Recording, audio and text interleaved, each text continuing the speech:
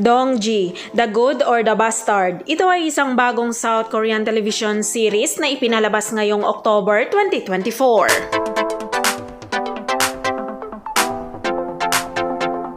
Dongji, The Good or the Bastard ay spin-off ng Korean drama na Stranger. Ito ay isang crime thriller legal drama na umiikot sa buhay ni So Dong-jae bilang isang prosecutor.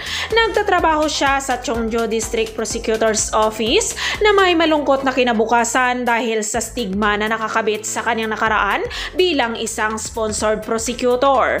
Habang nahihirapan sa isang redevelopment case, itinalaga siya sa kaso ng pagpatay ng isang high school girl at nagsimula ng isang mapanganib na lakad sa pagitan ng kanyang intuition bilang isang prosecutor at ng kanyang instincts bilang isang oportunista.